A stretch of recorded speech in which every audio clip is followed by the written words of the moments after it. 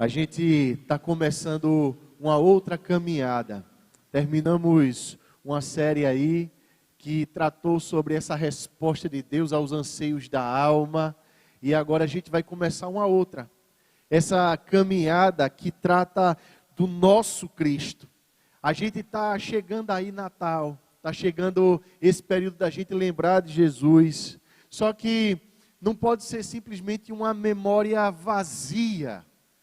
Ela tem que ser mais do que isso. Tem que ser uma resposta do nosso coração mais ampla, mais profunda, mais abrangente, mais intensa na vida. Então a gente vai pensar nesses próximos 3 domingos, nesses efeitos da obra de Cristo, desse Rei do Universo na Terra. Esses efeitos da obra de Cristo, eles são práticos. Eles se dão a cada dia. E somente como uma breve introdução a essa série que a gente está pretendendo aqui, a gente tem que pensar e ver que o personagem principal da Bíblia é Jesus. E a Bíblia inteira trata dele, da obra dele, da pessoa dele. Não há um livro sequer na Bíblia que não faça menção a esse Cristo. Só que esse Jesus, ele tem um duplo aspecto. Isso está bem ressaltado e claro na Bíblia. Ele tanto é homem, como ele é Deus. 100% homem, 100% Deus. A gente compreender isso é de uma riqueza maravilhosa para a gente, porque afinal de contas surge uma pergunta disso. O que é que a gente pode esperar de um Deus encarnado, que é 100% homem, que é 100% Deus? O que é que a gente pode esperar dele, nisso que é reiterado em todos os livros do Antigo Testamento? Quando a gente pensa nessa importância dessa obra de Cristo, que foi profetizada, e hoje a gente vai tratar de uma dessas profecias, né? A gente logo remete à nossa vida, porque vai chegando agora o fim do ano para a gente. É esse tempo que Natal vai se aproximando, mas é também ao mesmo tempo um momento e um tempo em que a alma vai ficando esgotada. Que muita gente vai experimentando assim o cansaço da vida. É o momento que muita gente vai ansiando por férias. É o tempo que muita gente vai começando a pensar como é que foi o ano. E talvez mesmo a se desesperar pelo ano que vem.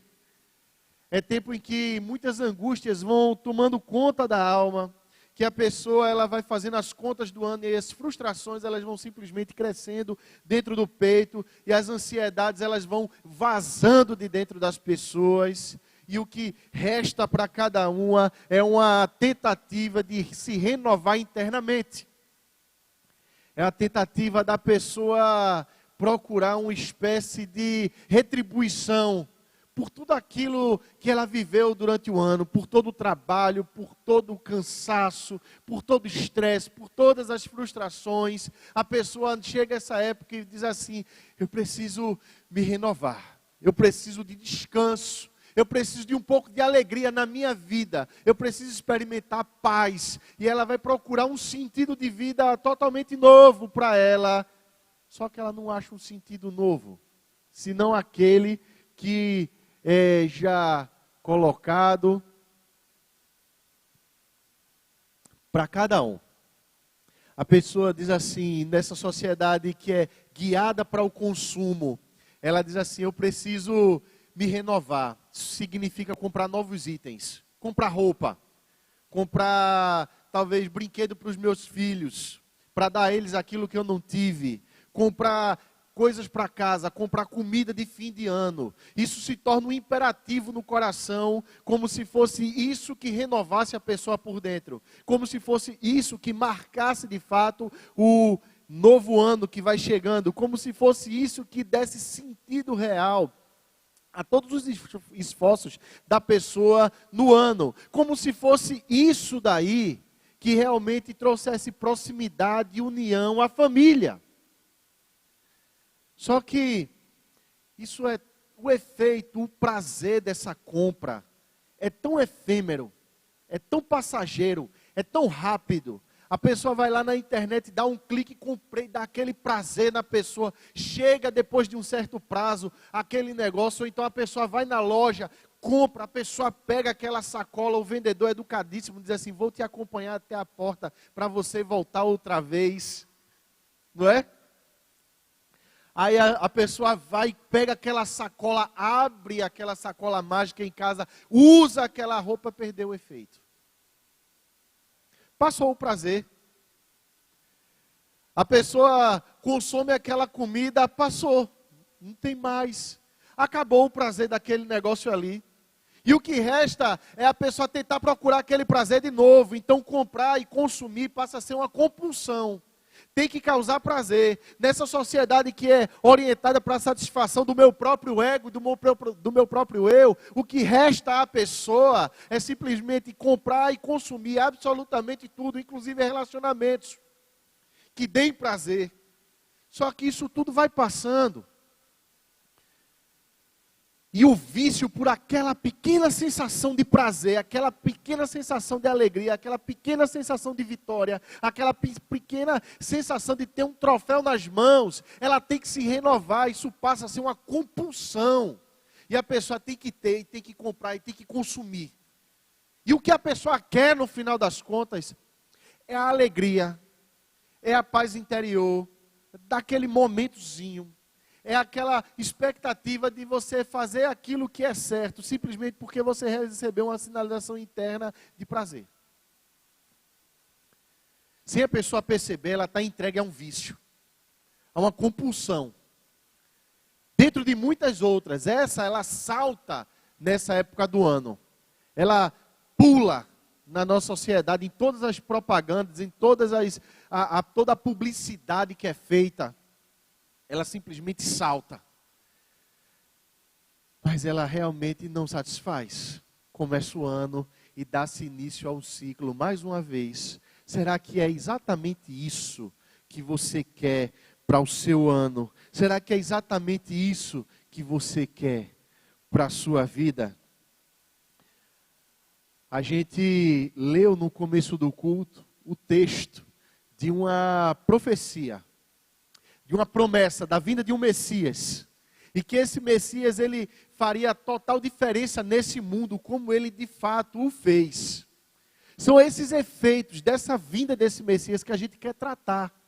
E a gente vai tratar isso nesse texto que a gente leu, no texto de Isaías 55, o texto que trata de um profeta que fala a um povo que trazia consigo todas as marcas do exílio, as frustrações, as angústias, os medos, as cicatrizes e feridas abertas ainda, de gente que era prisioneiro, resultado das suas próprias compulsões, das suas próprias idolatrias, resultado da sua própria concupiscência e iniquidade.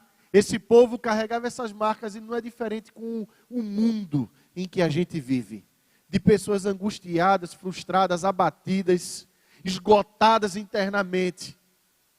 Então a gente vai pensar nesse texto que a gente leu. Eu posso te convidar a abrir a Bíblia mais uma vez, e eu quero te convidar a ler comigo. Você pode ler comigo, assim, bem alto, bem bonito, bem forte, somente o primeiro versículo, para a gente começar esse bate-papo, começar essa conversa aqui sobre esse texto e esses efeitos da obra de Cristo na terra, a começar por nós. Diz assim a palavra de Deus, Isaías 55, somente o primeiro versículo. Por gentileza, lê comigo esse versículo, bem alto, bem bonito. Todos vós, os que tendes sede, vinde às águas, e vós, os que não tendes dinheiro, vinde, comprai e comei. Sim, vinde e comprai, sem dinheiro e sem preço, vinho e leite. Vamos orar mais uma vez? Deus, a tua palavra está aqui, Pai, e ela é vida para a gente. Como a tua palavra própria diz, ela não volta vazia, Deus. Então que no nome de Jesus Cristo, Pai, o Senhor receba o nosso coração agora, Pai, e que essa palavra nos pervada, que ela vá lá dentro da gente, Pai. Que ela vá se alicerçar na nossa alma, no nosso coração, produzindo, Pai, reflexão, mudanças, Pai, produzindo, Deus, transformações internas, Pai, no nome de Jesus. Amém e amém. Meus irmãos, todo esse capítulo, ele está estruturado na forma de um pacto. O que Deus estava propondo aqui, através de Isaías, para o povo dele, assim para todo o povo de Israel, que somos nós também, é esse novo pacto em Cristo. A estrutura de um pacto é essa que nós vamos pensar nessa manhã. Ela tem algumas cláusulas, por assim dizer. Em primeiro lugar, é apresentada a bênção de Deus, a graça do nosso Deus. Está lá. É expressa. Isso acontece do 1º até o 5º versículo. Em seguida, há um apelo para todo o povo aceitar esse convite da graça de Deus. Isso está lá dos versículos 6 a 9. O próximo passo é falar da fidelidade dessa aliança e de quem propõe essa aliança. Não é qualquer pessoa, é Deus. Ele é fiel para manter esse pacto, manter essa aliança que ele tem com o povo dele. É a fidelidade da palavra dele, está lá nos versículos 10 e 11. E por último, ele fala da bênção que é estar dentro dessa aliança. A bênção que é desfrutar dessa aliança. Isso está nos versículos 12 até os versículos 13. Obviamente a gente não tem condições de ir à exaustão de todas as nuances desse texto, que é muito rico. Então eu convido você a dar uma olhada nesse aspecto, desses efeitos dessa obra de Cristo, para a gente, nessa nova aliança do Messias conosco, com o nosso coração. Em primeiro lugar, a gente percebe que do versículo 1 até o versículo 5, essa graça de Deus, ela rompe totalmente com uma lógica de mundo. A obra de Cristo em nós, a obra desse Messias em nós, ele produz um rompimento com qualquer laço desse mundo, porque todo o mundo, ele respira a questão do mérito.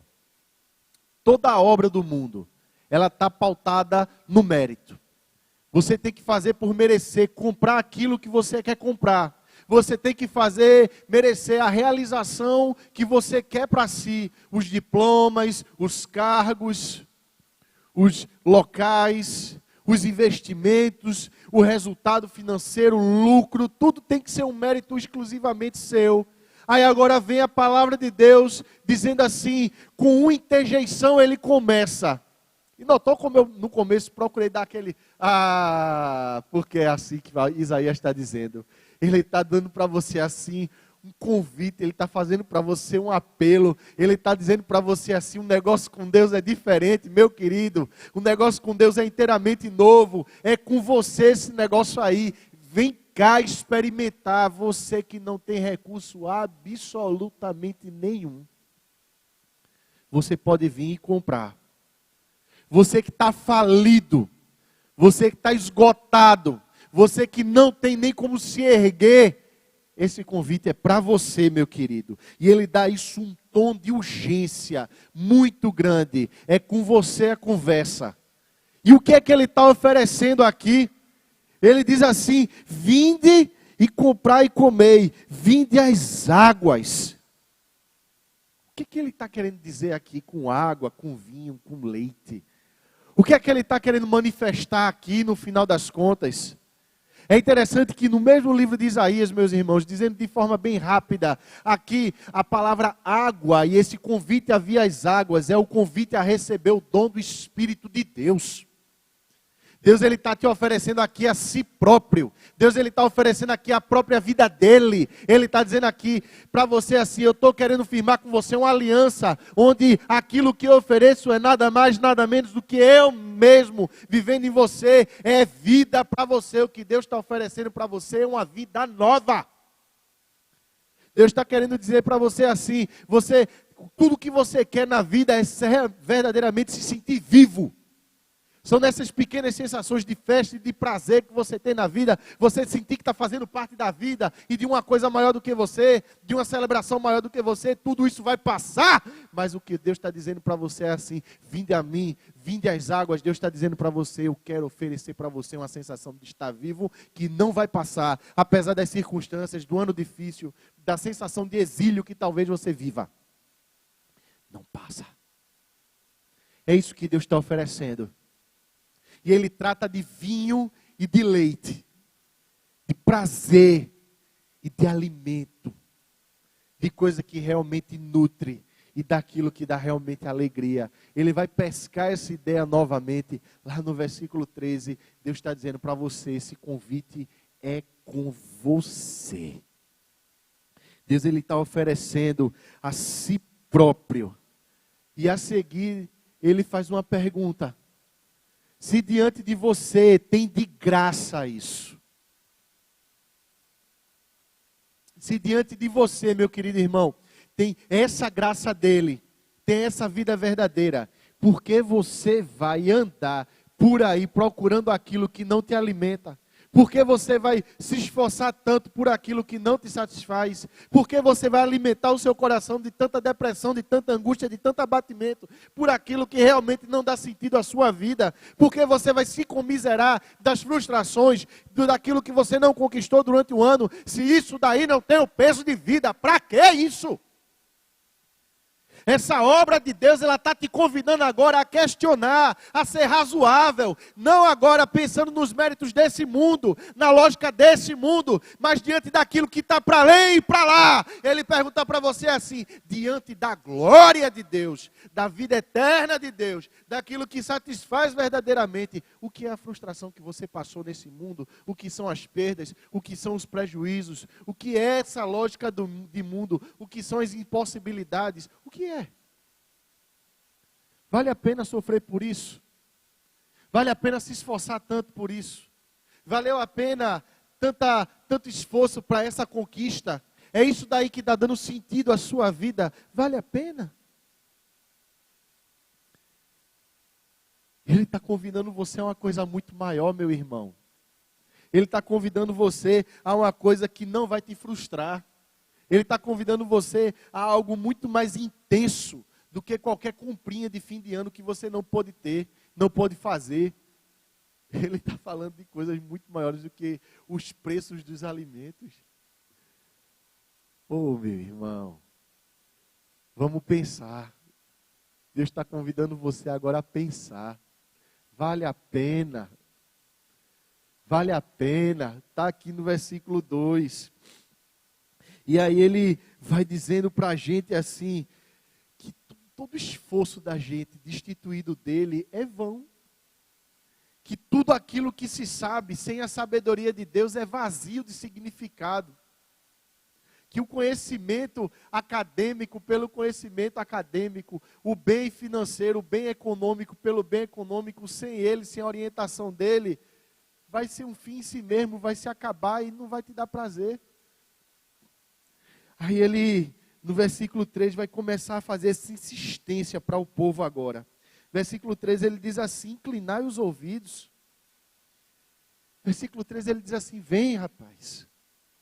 Só que, preste atenção aqui no que ele está falando, meu irmão.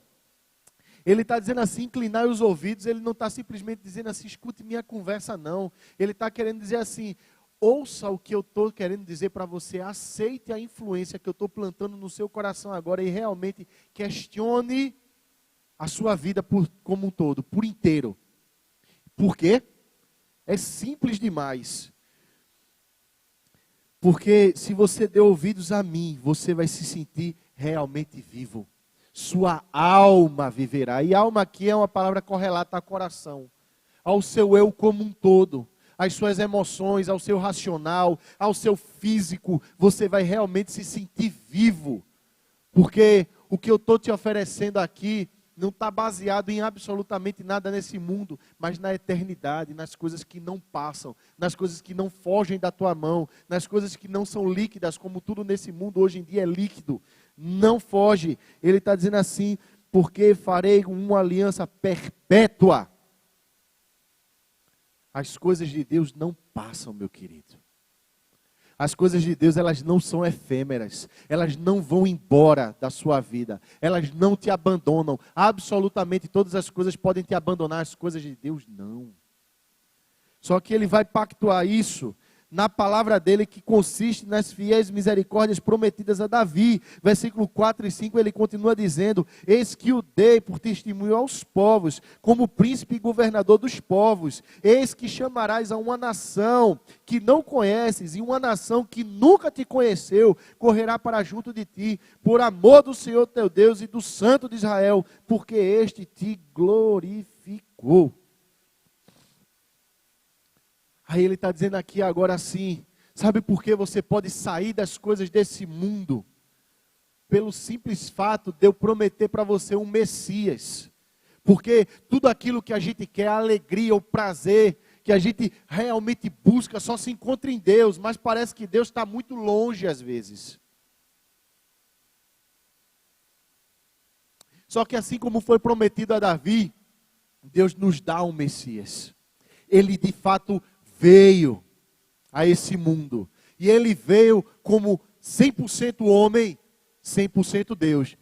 Desse sentido, nessa forma, a gente vê que aquilo que era impossível para a gente, ou seja, chegar a Deus pela distância do nosso pecado, Jesus Cristo conseguiu porque ele era 100% Deus, 100% inocente, 100% santo. Mas ao mesmo tempo com a capacidade de se compadecer, de estar no nosso lugar, de sentir as nossas dores, de enfrentar os nossos enfrentamentos, de passar pelas tentações que cada um de nós passa, de ser provado nas coisas que nós somos provados. O nosso Deus tem a capacidade de ter empatia por você.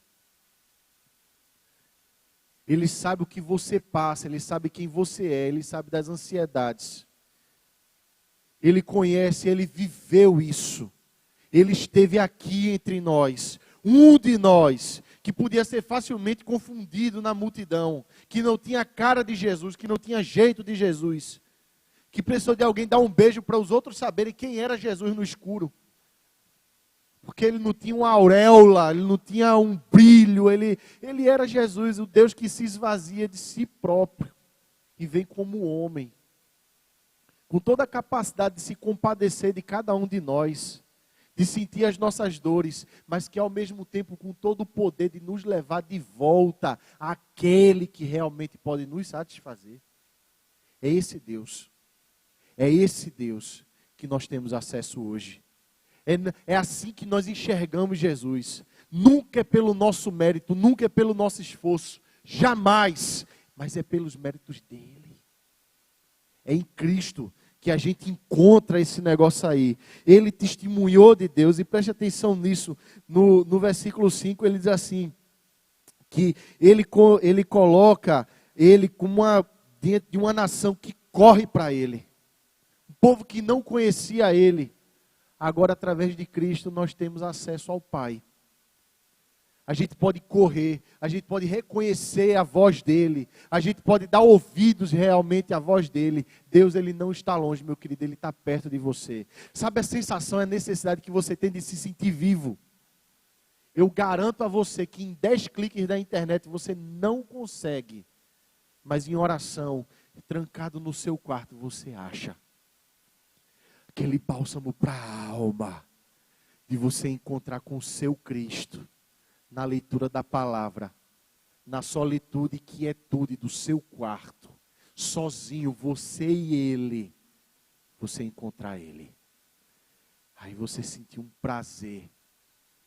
Aí você encontra quando você chega aqui na igreja e de repente alguém entoa uma música e essa música vai lá dentro de você, ela diz assim: eu não poderia viver sem ti, Senhor. Aí você se identifica com esse negócio. O Espírito Santo está falando ao teu coração. A tua mente está se abrindo para Ele. O Cristo está visitando o teu coração. O Cristo está fazendo morada na tua alma. O Cristo está abrindo a tua mente para Ele, para a presença dEle. Ele está te transportando direto para o céu. Ele está te trazendo prazer de vida. Ele está te trazendo satisfação e plenitude para a tua existência. Aí você encontrou alegria, paz. Você encontrou esse guiar manso, sereno, suave para vida, você está em Cristo. É em Cristo. Ele testemunhou de Deus. Ele foi colocado como príncipe. Que palavra maravilhosa. Príncipe aqui, ele é o modelo. A palavra príncipe, que significa primeiro cidadão, é aquele que melhor representava um rei. É aquele que melhor representava as virtudes de um reino. É esse Cristo. É aquele que veio como responsável. A palavra governador ali, que significa responsável. Ele se responsabilizou por cada um de nós. Ele nos guia. Ele nos traz a presença do Pai. Cristo está te fazendo um convite nessa manhã, que através dos méritos dele, você visite o Pai. Esteja na presença dele. Lembre-se que você está perto dele e que você pode desfrutar de comunhão com ele. Meus irmãos, ele continua dizendo, agora, mostrando que, beleza, está tranquilo, essa graça de Deus, ela rompe com a lógica do mundo, só que agora dos versículos 6 a 9, ele diz como essa graça de Deus rompe. Como é que isso se dá no nosso coração? Como é que isso acontece na nossa alma? Uma vez que a voz de Deus pode ser reconhecida, ele começa a dizer assim, você pode buscar, você pode reagir a ela, você pode corresponder a ela. Uma vez que essa voz de Deus, ela pode ser ouvida na sua alma, no seu espírito, no seu coração, você pode dizer assim, eu posso reagir. Você está se sentindo agora vivo. Morto não reage a nada. Mas um vivo começa a reagir. Ele apresenta reações a essa voz de Deus. Só que essa reação não é da busca de informações sobre Deus, mas é de busca por relacionamento com Ele. Você simplesmente não está tomando consciência da existência de um Deus. Antes você está tomando consciência da existência de um Deus que quer se relacionar com você. Porque Ele está perto de você. Ele não está longe de você. Ele não manda uma Bíblia para você coletar informações sobre Ele, como se você fosse uma espécie de cientista religioso, absolutamente. Deus, Ele está dizendo assim, eu estou falando para você na qualidade de um pastor que está perto. Eu estou falando para você na qualidade de um pai que tem proximidade com seus filhos. Eu estou falando com você na qualidade de um amigo mais sincero, que quer realmente trazer algo novo, presente para a sua vida. Para que isso aconteça, meu querido irmão, essa lógica pressupõe que a gente deve buscá-lo. Essa lógica pressupõe que não existe nada que se compare nesse mundo a Deus e que a gente deve abandonar e renunciar absolutamente tudo para buscar Ele. Não existe forma de conciliar. Não existe maneira da gente procurar harmonizar as duas coisas. Não dá. Não dá. Agora o caminho da gente é somente um, é Cristo. A lógica desse mundo tenta achatar, substituir, diminuir o valor de Cristo. E concilia Cristo um pouco de Jesus, mas também um pouco de Papai Noel. Transforma Jesus Cristo numa comédia, como tem aí na Netflix. Transforma Jesus Cristo numa espécie de simplesmente coaching da idade antiga do Oriente Médio. Com o mesmo peso de equivalência que teria Buda ou Gandhi ou qualquer um outro. Mas não é disso que a Bíblia está falando. Ela está falando do Messias, ungido, o príncipe, o governador, o guia, aquele que nos lidera. É dele que a Bíblia está falando. Então, esse Cristo demanda de cada um de nós fidelidade nessa busca. Não há como conciliar. Todos os caminhos de lógica desse mundo hoje dizem, dá para conciliar. A sua religião é um apêndice da sua vida. Na Bíblia não funciona assim. A lógica bíblica é, abandone tudo, siga Cristo. E aí você vai encontrar alento e paz para a sua alma. Essa não é, meu irmão, uma questão de mérito pessoal, Mas a gente deve, por outro lado, aprender que graça de Deus não tem a ver com mérito, mas também tem a ver com esforço. Tem a ver com renúncia. E eu quero te convidar um momento de reflexão agora. Porque a Bíblia passa a falar agora nesse poder da graça de Deus, dessa fidelidade de Deus que rompe com essa lógica de mundo.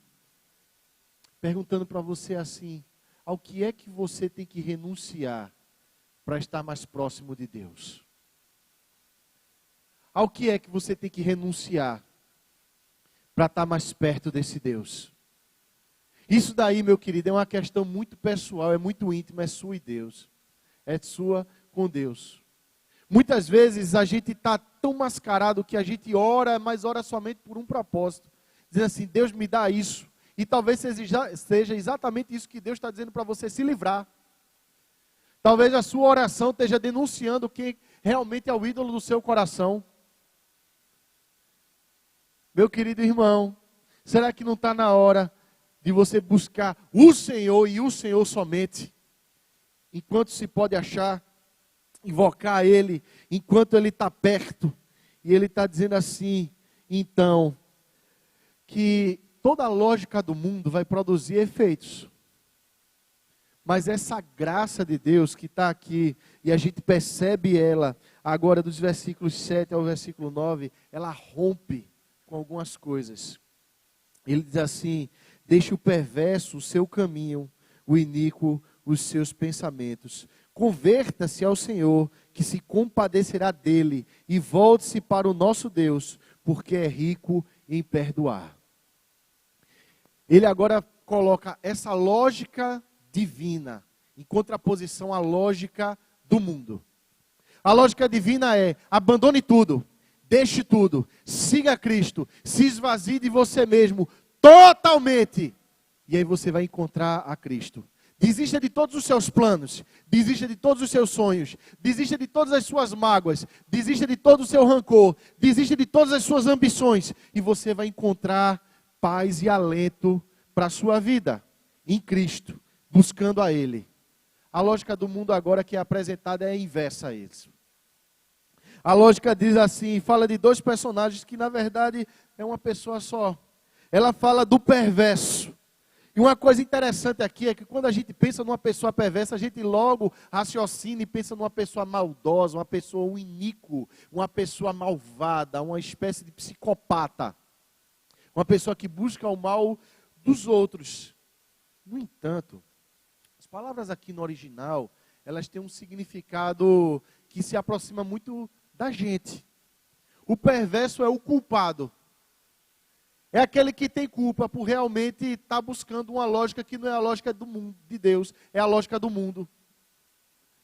Esse é o perverso, é o que perverteu o caminho, é o que foi para o caminho oposto de Deus. Por isso que ele convida o perverso a deixar o caminho. É porque ele caminhou numa outra direção de Deus. Ele tem culpa nesse negócio aí. Ele é culpado por isso. E é oferecido para você agora a oportunidade de deixar o seu próprio caminho. Porque a lógica do mundo diz, determine o seu caminho de felicidade e persiga. Só que isso leva ao outro personagem, ou a outra característica existente dentro de nós mesmos, a iniquidade. Salmo número 7, versículo 14, fala de gente que está cansado pela iniquidade. Está exausto pela iniquidade. A palavra iníquo aqui significa, assim, tem uma raiz na palavra sem fôlego. Aquele que perseguiu tantos seus objetivos que se esgotou. E ele, por perseguir, está tão obcecado, está tão absorvido, ele se torna mau. Ele passa a ignorar o outro. Ele passa a ser indiferente à dor do outro. Ele enxerga somente a si próprio e os seus próprios desejos. Ele não quer saber se aquilo que ele está comprando foi feito por uma criança escrava. Ele quer produto. Ele não liga se alguém vai ficar sem, ele quer saber de si. O iníquo é inteiramente egoísta, auto-absorvido, autocentrado. Ele quer saber dele. Isso é extremamente sutil para a gente. Principalmente quando a gente está cansado. Você está cansado, meu querido, você pensa em você. Você está cansado, meu querido, você pensa na sua vida. Você está cansado, você pensa no seu descanso. Se existem pessoas que ao seu redor também estão cansadas, dê licença, eu vou me escorar nelas, porque eu preciso de descanso. A gente pensa na nossa realização. E eu acho que existe um plano satânico para tornar realmente a gente esgotado. Para estressar a gente e deixar a gente bem ansioso. Porque quanto mais ansioso você tiver, mais malvado você se torna e você nem se percebe disso. As palavras saem da boca da gente, a gente fere os outros e a gente está simplesmente falando dentro da nossa mágoa, na nossa iniquidade, na nossa exasperação, na nossa dor, no nosso sofrimento. Depois você bate um arrependimento e você diz assim, meu Deus, como é que eu fui falar tudo aquilo? Aí você bota a culpa no seu cansaço, mas o seu cansaço é correspondente à sua exaustão por conta do caminho que você traçou para você mesmo, no pensamento que você tratou na sua própria cabeça. Essa é a lógica do mundo. Esse é o ciclo vicioso da existência. É um pensamento que dá luz a um caminho, que traz a você uma exaustão de vida, que traz para você assim uma perversidade total, e a gente não nota, mas o mundo vai ficando cada vez mais malvado, e a gente vai querendo essa bondade novamente, vai querendo achar, e a gente tenta achar na gente mesmo. Jesus Cristo rompe com esse negócio, nessa lógica divina, dizendo assim, para!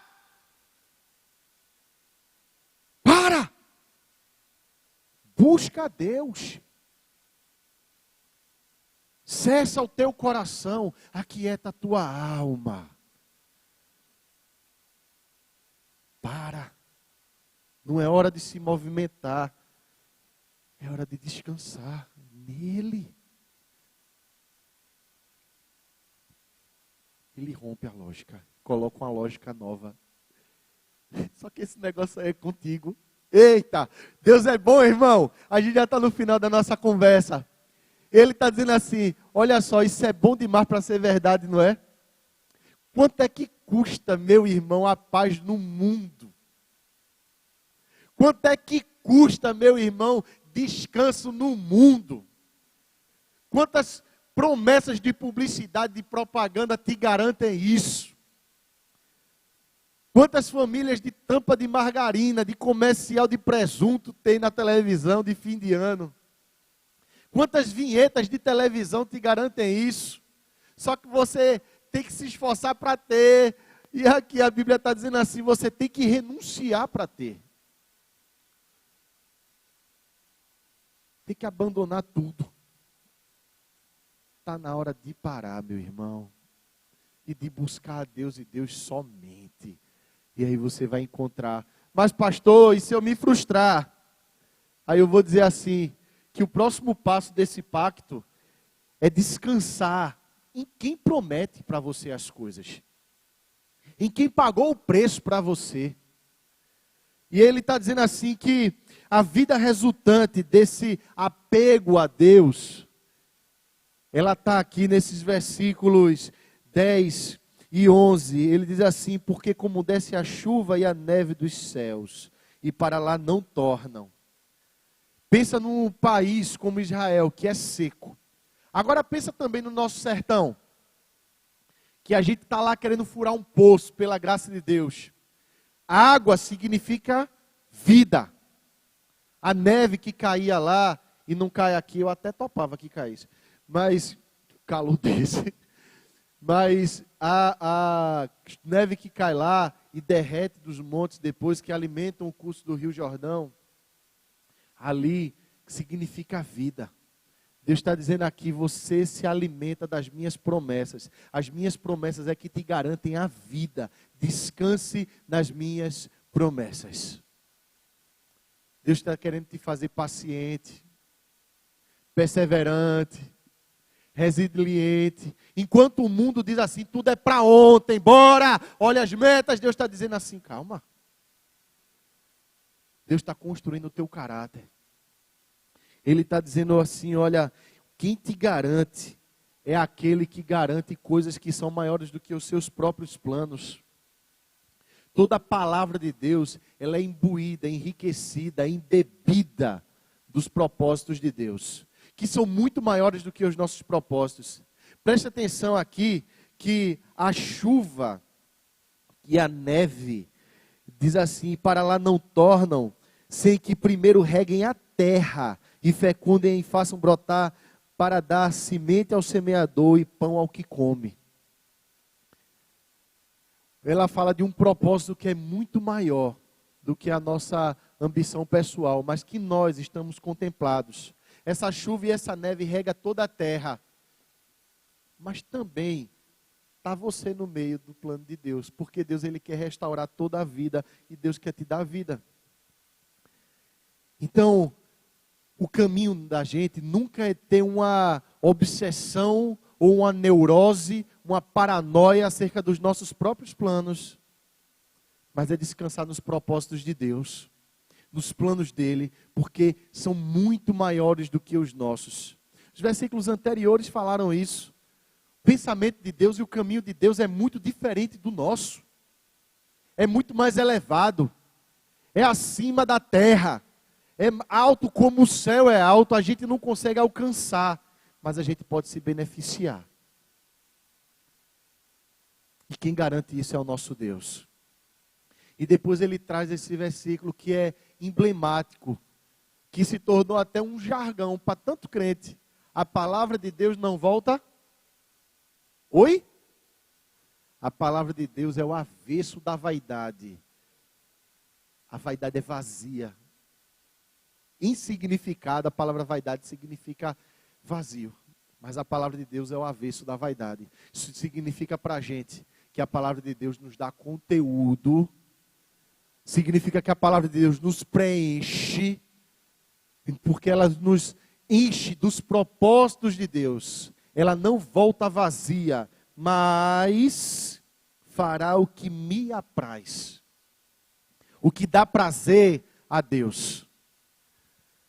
Essa palavra, uma vez que está dentro do coração da gente, ela provoca na gente esse prazer, da gente saber que está com Deus no coração, ter vida.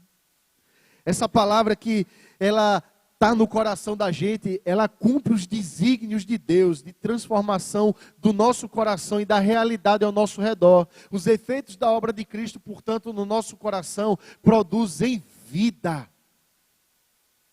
E faz a gente desfrutar dessas bênçãos maravilhosas, porque finalmente ele fala de 3 coisas que o ser humano busca desesperadamente. Que o versículo 1 falou e que ele torna a trazer aqui de forma bem clara, bem vívida, nesses versículos finais. Ele fala assim: saireis com alegria. Aí você vai sair para a vida com alegria, totalmente restaurado. Obviamente ele está falando aqui de depois dessa obra de Cristo, depois de tudo ter sido feito, depois de Cristo ter voltado, mas essa realidade eterna começa a nos tanger e nos tocar hoje. Aí sim a gente pode sair de fato para a vida com alegria. A palavra alegria aqui no original significa satisfação total. Você consegue, meu irmão, sair para a vida com satisfação total. E se alguém disser para você assim, faltou uma roupa nova para ele do final do ano, faltou isso ou aquilo para ele agora, você vai dizer assim, falta como percepção para você, para mim não está faltando é nada. Eu tenho meu Cristo, eu estou alegre, eu estou feliz. A seguir ele fala assim, saireis com alegria e em paz sereis guiados. Em seguida ele fala da palavra shalom, em descanso total, em plenitude total, você vai ser guiado. Você não é guiado na vida a partir das suas necessidades e carências. Porque esses são grandes guias da vida da gente. Eu preciso de algo, então a minha vida é guiada para eu ter aquele algo que eu preciso. Você já está pleno, meu querido. Você agora se move na direção da eternidade, com caminhos e pensamentos que estão acima da terra. Você se tornou mais pleno. Esse é o caminho. E por último ele fala que a gente vai ser guiado. Que Deus está dizendo para você assim, você descobriu um novo sentido para a vida. Sentido para a sua vida não está na tua formatura. Sentido para a tua vida não está nos teus relacionamentos simplesmente. O sentido para a tua vida não está no teu ganho financeiro. O sentido para a tua vida não está naquilo que você compra. O sentido para a tua vida está em Cristo. E aí ele diz assim, depois que você entende esse negócio aqui, você vai entender que em lugar do espinheiro cresce o cipreste, e em lugar da sarça cresce a murta, e será isso para a glória do Senhor e memorial eterno que jamais será extinto. Ele diz assim, isso tudo vai dar lugar no seu coração à vida verdadeira de graça. É convite de Deus para você, para se tornar memorial eterno, para você, para o seu coração. Para a gente só resta uma pergunta a ser respondida. É se a gente está disposto a aceitar esse convite.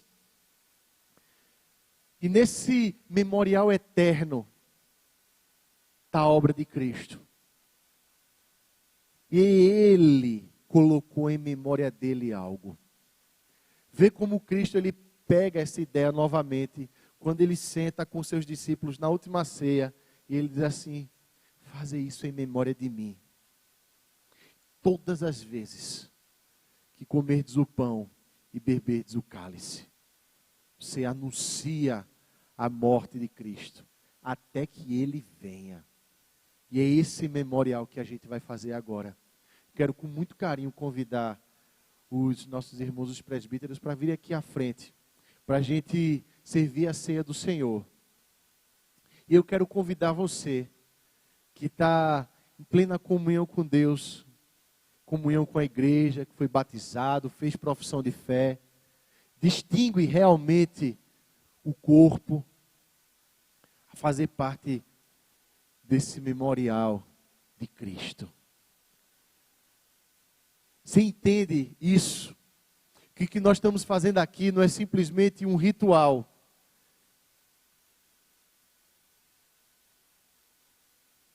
Mas é a gente, com tudo que a gente é, lembrar a obra do nosso Cristo que nos garante vida. Meu querido irmão, se você esquecer de tudo que a gente conversou até agora, lembre-se somente disso. Existe um convite de Cristo para você, que compra nenhuma no mundo vai te dar. Existe algo que pode ser plantado no seu coração, que absolutamente dinheiro nenhum no mundo pode comprar, mas que a cruz de Cristo comprou. E a gente não pode esquecer disso nunca. E é por isso que a gente celebra a ceia do Senhor. Amém, povo?